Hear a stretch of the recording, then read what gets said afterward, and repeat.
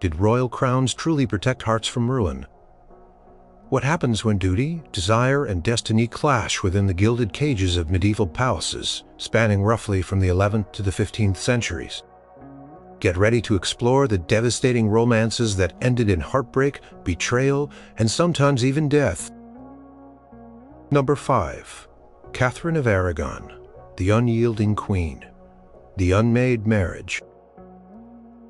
The year was 1501. A young Spanish princess, Catherine of Aragon, stepped on the English soil, her arrival cloaked in the grandeur befitting a future queen. She was barely 16, vibrant and learned, and had come to marry Arthur, Prince of Wales, the eldest son of King Henry VII, and heir to the English throne. Their union was a meticulously planned political alliance designed to cement ties between England and Spain, two burgeoning powers on the European stage. The wedding itself was a spectacle of wealth and power, a testament to the future of the Tudor dynasty. Catherine, raised with an unwavering sense of duty and a deep devotion to our Catholic faith, entered this marriage with the solemn purpose of fulfilling her destiny as England's queen. She quickly adapted to the English court, charming those around her with her intelligence and grace. Chronicles of the time speak of a quiet dignity that belied her young age. Their marriage, though brief, appeared to be a conventional royal match. They spent time at Ludlow Castle in the Welsh Marches carrying out their princely duties. However, within a mere 5 months, tragedy struck with the swift brutality of medieval disease. Arthur, a sickly young man, succumbed to the sweating sickness, a mysterious and often fatal illness that swept through England. Catherine, too, fell gravely ill, but through sheer resilience, she survived.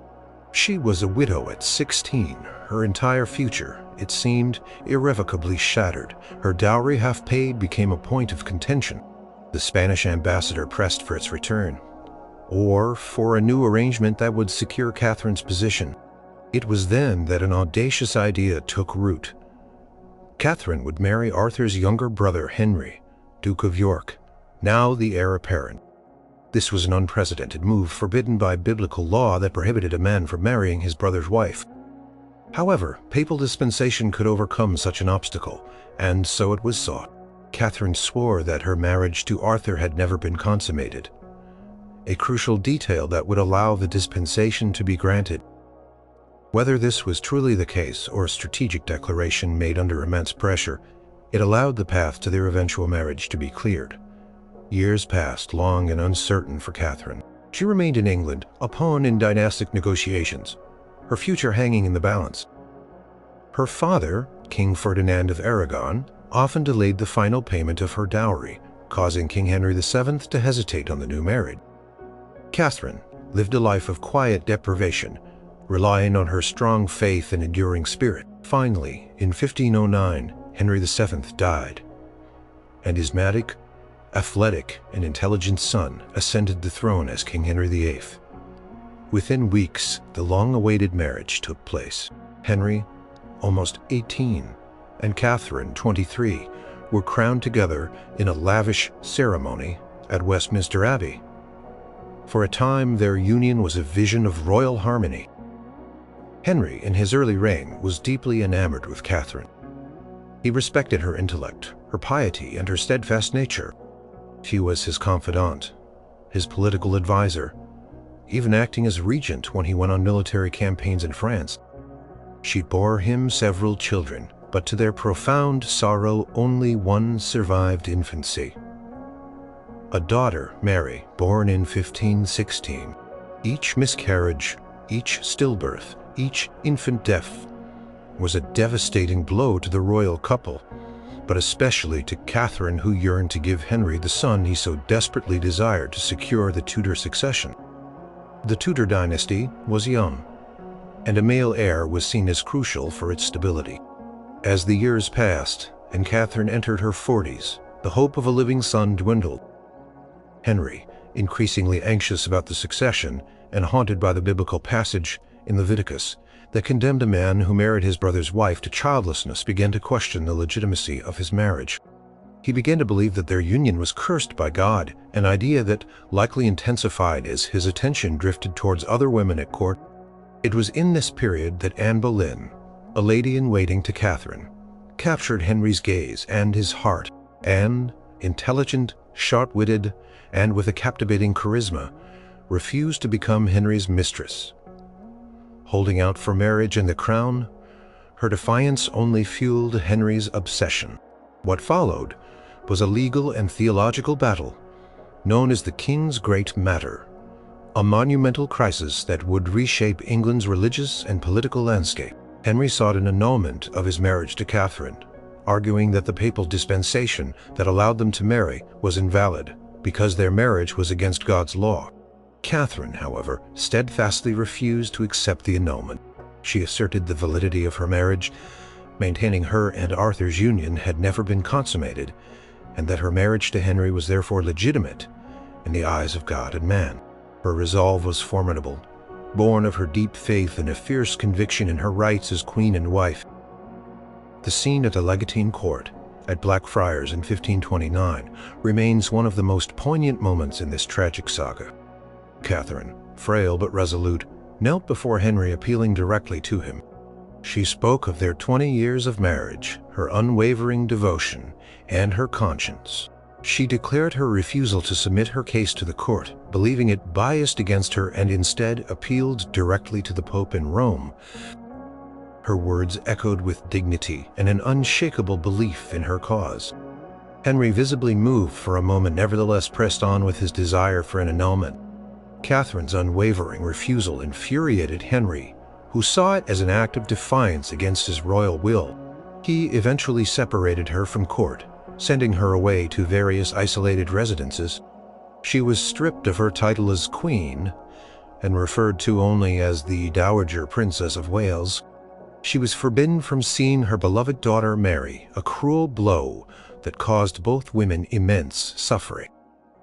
Catherine remained resolute, writing letters to the Pope and European monarchs, appealing for justice.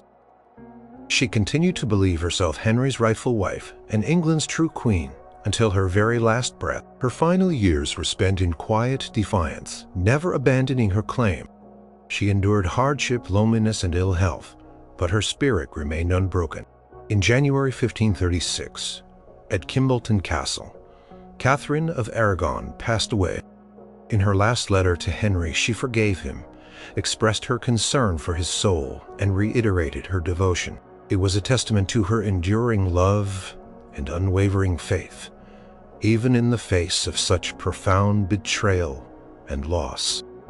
Her life was a powerful example of a queen who, though discarded, never relinquished her truth, her dignity, or her profound commitment to a love that for her remained eternally consecrated.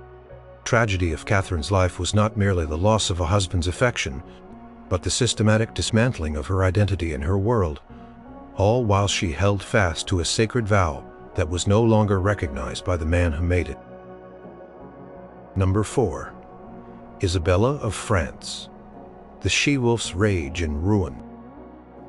Isabella of France arrived in England in 1308, a radiant young princess, barely 12 years old, destined to marry King Edward II. Their union was heralded as a moment of great promise meant to solidify the fragile peace between England and France.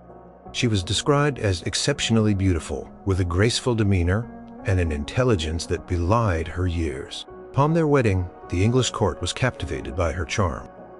However, the initial glimmer of hope for a harmonious royal marriage quickly faded, replaced by a growing shadow that would engulf their lives and ultimately lead to horrific tragedy. Edward II, unlike his formidable father, Edward I, was a king more interested in personal pursuits and the companionship of favored men than in the arduous duties of kingship. His most notorious favorite was Piers Gaveston, a monadic but arrogant Gascon nobleman. Edward's devotion to Gaveston was all-consuming, showering him with titles, wealth, and power, often at the expense of his own magnates, and crucially his queen. Chroniclers of the time noted Isabella's deep humiliation and neglect. She was often sidelined, her needs and desires disregarded, while Gaveston enjoyed the king's intimate attention and the lavish lifestyle that came with it. Isabella, proud and intelligent, was initially bewildered, then increasingly resentful. She was, after all, a daughter of the powerful French king Philip IV, a woman raised to command respect. Her family in France observed her plight with growing alarm. The English nobility, equally disgusted by Gaveston's arrogance and the king's favoritism, grew restless. Their collective outrage led to Gaveston's banishment, and eventual brutal murder by a group of vengeful barons in 1312. Edward was heartbroken, but his tendency to lavish affection and power on male favorites did not cease. Hugh Despenser, the younger, and his father soon filled the void left by Gaveston, becoming the new objects of the king's obsessive affection and the true powers behind the throne. The Despensers were even more rapacious and grasping than Gaveston, accumulating vast estates and wielding immense influence. Their ambition and cruelty alienated nearly everyone, including Isabella. Her frustration with Edward grew into deep animosity as she saw the kingdom mismanaged and her own position further diminished. She was denied access to royal funds, her children's futures seemed uncertain, and her authority as queen was constantly undermined by the Despensers. Her life at court became a gilded cage of isolation and indignity. In 1325, a critical opportunity arose. Isabella was sent to France to negotiate a peace treaty with her brother, King Charles IV. This mission provided her with an escape from her oppressive existence in England. It was in France that she met Roger Mortimer, a powerful English baron who had been imprisoned by Edward II and the Despensers before escaping to France. Mortimer was a medic, ambitious, and experienced man, and he quickly became Isabella's confidant and, it is believed, her lover. Their relationship blossomed amidst their shared grievances against Edward and the Despensers. Isabella, now emboldened and allied with Mortimer, refused to return to England. She used her position and connections to gather support for an invasion, portraying herself as a wronged queen, desperate to free her husband from the tyrannical grip of the Despensers and restore order to England. She even secured the betrothal of her young son, Prince Edward, to Philippa of Hainault, raising funds and gaining military support from Hainault. In September 1326, Isabella and Mortimer, leading a small but determined invasion force, landed in England. The English nobility, largely disaffected with Edward and the Despensers, rallied to their cause with astonishing speed. Edward II's reign collapsed almost immediately. The Despensers were captured and brutally executed. Their deaths a public spectacle of vengeance, Edward himself was captured trying to flee. Isabella and Mortimer became the de facto rulers of England, with young Prince Edward proclaimed king in 1327, though he was merely a figurehead under his mother's control. The fate of Edward II remained ambiguous for a time. He was imprisoned, and then in September 1327, he died at Berkeley Castle, under suspicious circumstances. While the official cause of death was never declared, it was widely believed then and now that he was murdered on Isabella and Mortimer's orders in a particularly gruesome manner to ensure he could never reclaim his throne. The exact details, however, remain veiled in historical debate, but the tragic outcome was undeniable. For 3 years, Isabella and Mortimer ruled England, their relationship and power widely perceived as illegitimate and scandalous. They governed lavishly, accumulating personal wealth and power, while their authority rested precariously on the young king's apparent consent. However, their reign was unstable. The lavish spending, the perceived murder of the king, and the blatant nature of Isabella and Mortimer's relationship fostered resentment among the very magnates who had initially supported them. Prince Edward, now a teenager, also chafed under his mother's dominance and Mortimer's influence. The young King Edward III, with the support of a group of trusted nobles, launched a swift and decisive coup in October 1330. They stormed Nottingham Castle, where Isabella and Mortimer were staying, and captured Mortimer. Isabella's plea to her son, "Fair son, have pity on the gentle Mortimer," went unheard. Mortimer was swiftly tried and condemned as a traitor, then publicly hanged, drawn and quartered. Isabella herself was spared her life, but was stripped of her political power and placed under house arrest, living out her remaining 28 years in quiet, dignified retirement at Castle Rising. She was eventually given more freedom and even appeared at court, but her days of wielding direct power were over. The story of Isabella of France is a profound tragedy of a queen driven to extreme measures by neglect, humiliation, and a deep-seated desire for survival and justice. Her love for Edward II, if it ever truly existed beyond duty, withered under the weight of his disinterest and the machinations of his favorites. Her subsequent alliance and presumed love for Roger Mortimer led her to overthrow a king and claim power, but this path ultimately led to the gruesome death of her husband and the eventual downfall and execution of her lover, leaving her to live out her days in the shadow of her past actions. It was a love story, or rather, the lack thereof, that ignited a furious desire for vengeance and power, burning brightly before consuming all in its path. Number 3. Eleanor of Aquitaine, the lioness and her two kings. Eleanor of Aquitaine, born around 1122, was no ordinary medieval noblewoman. She was the sole heiress to the vast and wealthy duchy of Aquitaine and Gascony, a sprawling territory in southwestern France, larger than the king's own domain. Her inheritance made her the most sought-after bride in Europe, a woman of immense power and influence in her own right. Her personality was as grand as her lands, intelligent, fiery, cultured, and independent.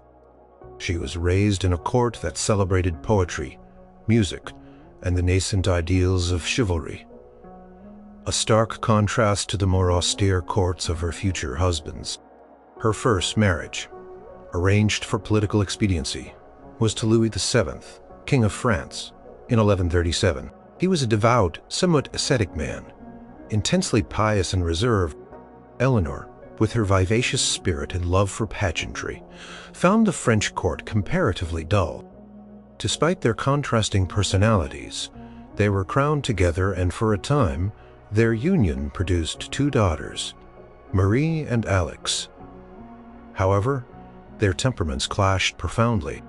Eleanor often found Louis's piety tedious, while Louis was likely scandalized by Eleanor's spirited independence and the vibrant, worldly atmosphere she brought from her Aquitanian court. A pivotal moment in their marriage, and a source of much historical speculation, was the Second Crusade, which they both joined in 1147. Eleanor, as Duchess of Aquitaine, brought her own retinue, including hundreds of armed vassals from her lands. Stories circulated, perhaps exaggerated, about her adopting Amazonian attire and even engaging in scandalous flirtations with her uncle Raymond of Antioch during their stay in the Holy Land. Whether these stories were true or merely rumors fanned by a scandalized entourage, they certainly fooled Louis's growing disillusionment with his queen. His faith and solemnity seemed to be at odds with what he perceived as Eleanor's frivolity, and perhaps even indiscretion. Upon their return to France, the marriage was irrevocably strained. The lack of a male heir was another crucial factor. Despite having two daughters, the absence of a son created dynastic anxiety for Louis. Their fundamental incompatibility, comme crusade, and a failure to produce a male heir led them to seek an annulment.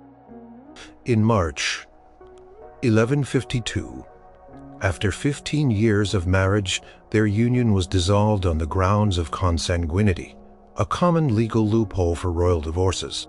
Eleanor, as the Duchess of Aquitaine, regained control of her vast territories. However, a woman of her power and wealth could not remain unmarried for long. Just 8 weeks after her annulment, Eleanor made a startling and strategically brilliant move. She married Henry Plantagenet, Duke of Normandy and Count of Anjou, who was 11 years her junior. This was not merely a love match, though there was likely a powerful attraction between the two, both strong-willed and ambitious. It was a calculated political alliance that instantly transformed the map of Europe. Henry, through this marriage, gained control of Aquitaine, making him a more powerful ruler than Louis VII. 2 years later, in 1154, Henry ascended the English throne as King Henry II, and Eleanor became Queen of England. Their marriage was passionate, productive, and ultimately tumultuous. They had 8 children, 5 sons and 3 daughters, within 13 years securing the Plantagenet dynasty. Their court was vibrant and intellectual, attracting scholars and poets. Henry, a man of boundless energy and a ferocious temper, was a powerful and ambitious king, constantly expanding his territories and consolidating his power. Eleanor, equally ambitious, proved to be an invaluable partner in the early years of their reign, governing Aquitaine on his behalf and providing strategic counsel.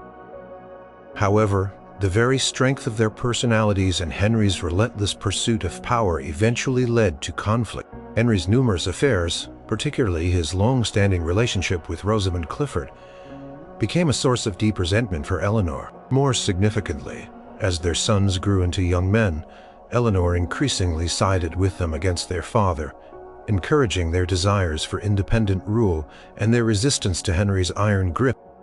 The Great Revolt of 1173 to 1174 saw their 3 eldest sons, Henry the young king, Richard, later Richard the Lionheart, and Geoffrey, rebel against their father, actively supported by Eleanor and Louis VII of France.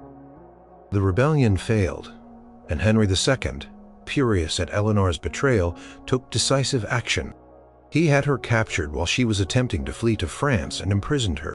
For the next 16 years, Eleanor of Aquitaine, the most powerful woman in Europe, was held captive, moving between various English castles.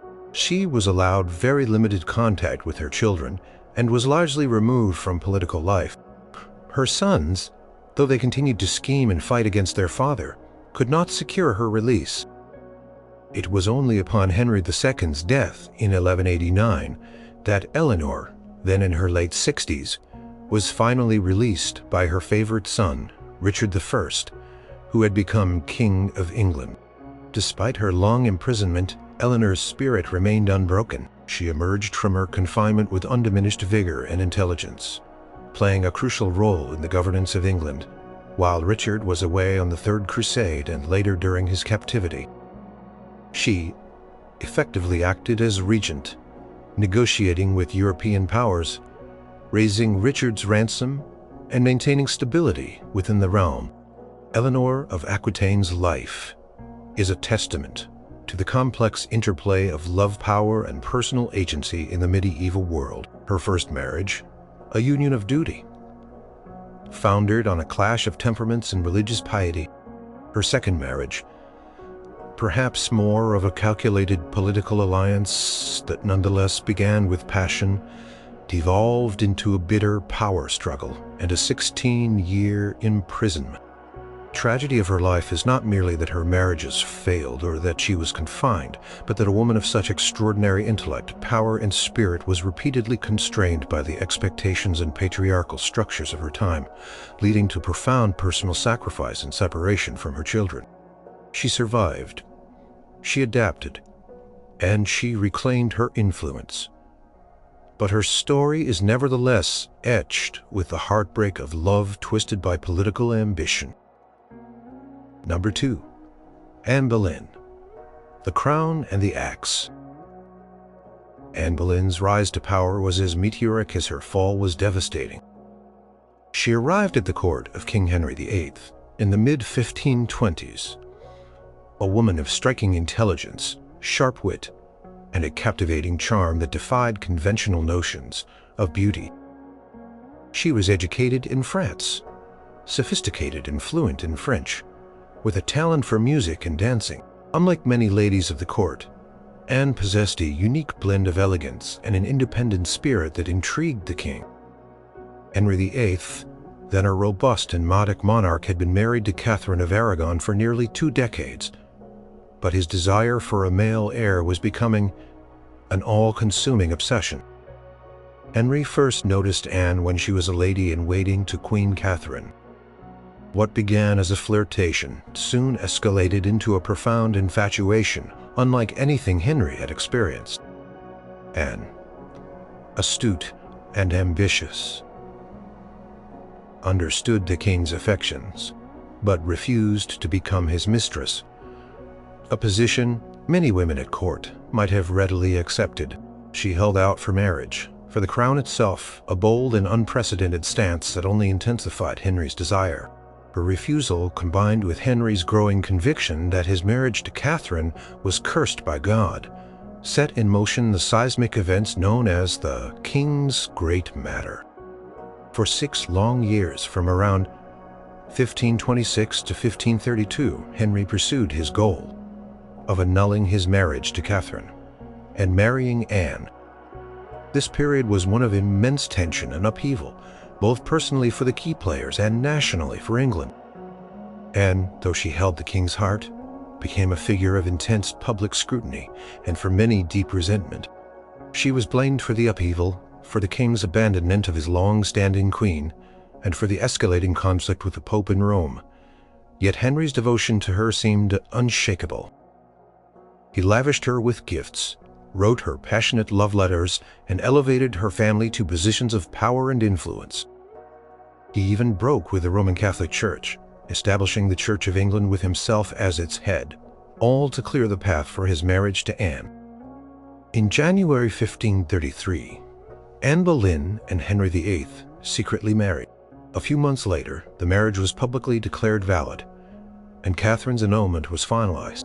In June 1533, Anne was crowned Queen of England in a magnificent ceremony, a dazzling display of power and triumph. The dream had become a reality. Anne was pregnant, and both she and Henry were certain it would be the longed-for male heir. However, in September 1533, Anne gave birth not to a son, but to a daughter, Elizabeth. While Henry initially expressed joy, the lingering disappointment for a male heir was palpable. The pressure on Anne to produce a son was immense, a burden that weighed heavily on her and soured the once passionate relationship. She suffered at least 2 miscarriages, both of which were deeply distressing. Each lost pregnancy fueled Henry's anxieties about the succession and perhaps revived his old doubts about the validity of his second marriage. His gaze began to wander again, this time towards Jane Seymour, a quieter, more compliant lady-in-waiting, whose demure nature stood in stark contrast to Anne's spirited and often outspoken personality. As Henry's interest in Jane grew, his affection for Anne rapidly turned to suspicion and then cold contempt.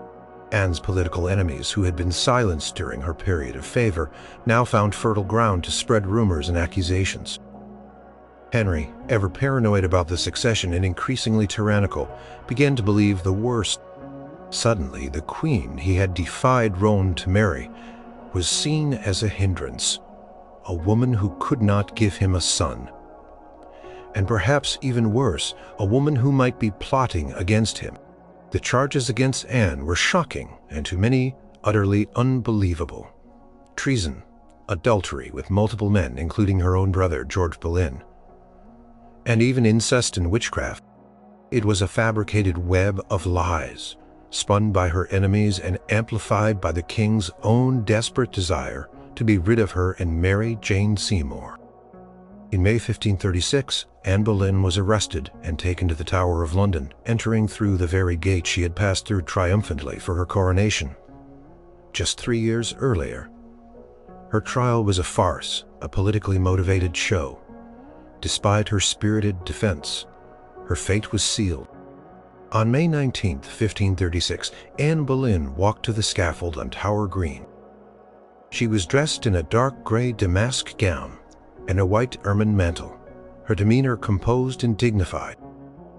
Before a crowd that included some who had once cheered her, she made a brief speech acknowledging the law that condemned her, but carefully avoiding any explicit confession of guilt. She prayed for the king and asked for God's mercy. The executioner, brought specially from Calais for his skill with the sword, struck a single swift blow. Anne Boleyn was dead. Her body was quickly interred in an unmarked grave in the Chapel Royal of St. Peter ad Vincula, within the Tower grounds. Henry VIII married Jane Seymour just 11 days later. The story of Anne Boleyn is one of a love that ignited a revolution, but then turned savagely upon its object. It is a profound tragedy of ambition and desire, where a woman's intelligence and spirit, once so captivating, became her undoing in a world where a king's will was absolute. Her love story with Henry VIII, once a symbol of defiance and passionate devotion, culminated not in a shared future, but in a brutal and lonely death. Number 1. Mary, Queen of Scots, a crown of thorns and broken hearts. Mary Stuart, Queen of Scots, was born in 1542, inheriting the Scottish throne just 6 days after her birth. Upon the death of her father, James V, her life was destined to be a tumultuous tapestry woven with political intrigue, religious strife, and ultimately a series of devastating love stories that sealed her tragic fate. From a young age, she was sent to France, a Catholic country, to be raised in the opulent and sophisticated court of King Henry II. She was betrothed to his eldest son, Francis the Dauphin, and she blossomed into a beautiful, intelligent, and graceful young woman. Her first love story, or rather her first marriage of duty and affection, unfolded in France in 1558. At the age of 16, Mary married Francis. For a brief period, she held the title Queen of France, Queen of Scotland, and, controversially in the eyes of England, Queen of England, through her grandmother, Margaret Tudor, Henry VIII's sister. This marriage seemed to promise a powerful future, uniting Scotland and France under a single royal house. However, this period of happiness was tragically short-lived. In 1560, after barely 2 years of marriage, Francis II died from an ear infection. Mary, at just 18 years old, was a widow, her powerful future now shattered. Her grief was profound, and she donned the traditional white mourning clothes of a French queen. With the death of her husband and the ascension of his younger brother Charles IX to the French throne, Mary's position in France became untenable. In 1561, she reluctantly returned to Scotland, a country she barely knew, a land deeply divided by religious tensions between its staunchly Catholic queen and its burgeoning Protestant nobility. Her return marked the beginning of a desperate search for stability and an heir, a quest that would lead her into further tragic unions. Her second marriage in 1565 was to her first cousin Henry Stuart, Lord Darnley. He was a tall, handsome, and mythic young man, but also vain, arrogant, and immature. This marriage was intended to strengthen Mary's claim to the English throne, as Darnley also had a strong claim through his mother, Margaret Douglas. It was a politically expedient match, but Mary was also deeply attracted to him, and for a short time she appeared genuinely in love. They had a son, James, in 1566, securing the Scottish succession. However, Darnley's demanding and petulant nature quickly soured their relationship. He was jealous of Mary's power and resentful of her close relationship with her private secretary, David Rizzio, an Italian musician and trusted advisor. Darnley, feeling slighted and manipulated by nobles, who also resented Rizzio's influence, orchestrated a shocking act of violence. In March 1566, while Mary, heavily pregnant, was dining with Rizzio in her private chambers at Holyrood Palace, Darnley and a group of Protestant lords burst in. Rizzio was dragged from the room and brutally stabbed to death in front of the horrified queen. This horrific act was a profound betrayal, a direct attack on Mary's person and authority, shattering any remaining affection she had for Darnley. The murder of Rizzio left an indelible scar on Mary's soul and irrevocably damaged her marriage. She never forgave Darnley. Their estrangement became public knowledge, and Darnley, increasingly isolated and unpopular, became a figure of contempt. In February 1567, just a year after Rizzio's murder, Darnley's residence at Kirk Field, on the outskirts of Edinburgh, was destroyed by an explosion. Darnley's body was found outside, not from the blast, but apparently strangled. The mysterious circumstances immediately implicated Mary, her chief advisor, James Hepburn, Earl of Bothwell, and a conspiracy of nobles. While Mary's direct involvement remains debated by historians, it was widely believed at the time that she, or at least Bothwell on her behalf, was responsible. The events that followed shocked Europe. Barely 3 months after Darnley's death, Mary married James Hepburn, Earl of Bothwell. Bothwell was a powerful, ambitious, and controversial figure, already married, who had been acquitted of Darnley's murder in a hasty trial.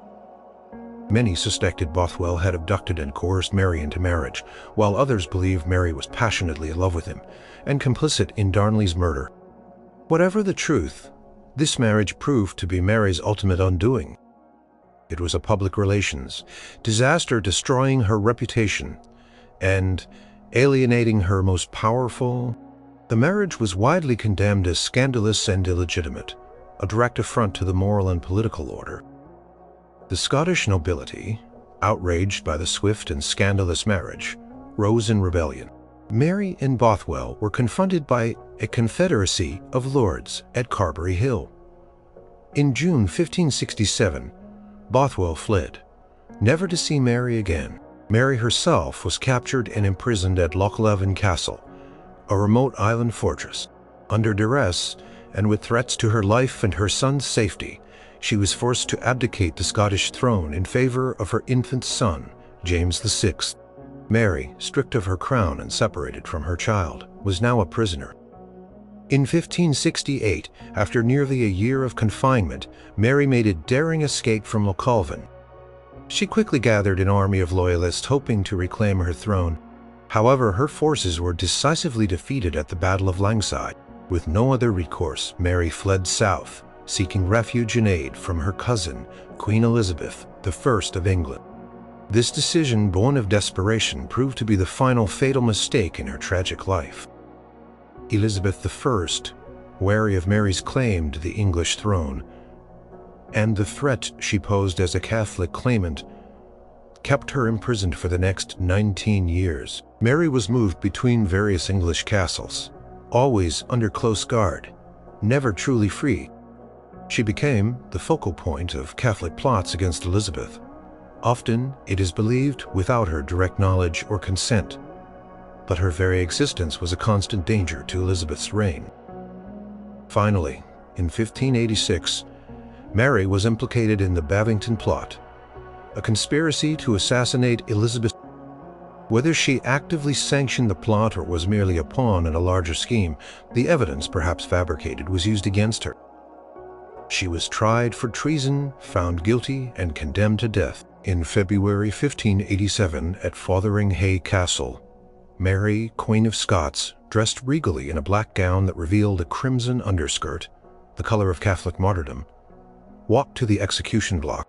She faced her death with immense dignity and courage, her last words a prayer in Latin.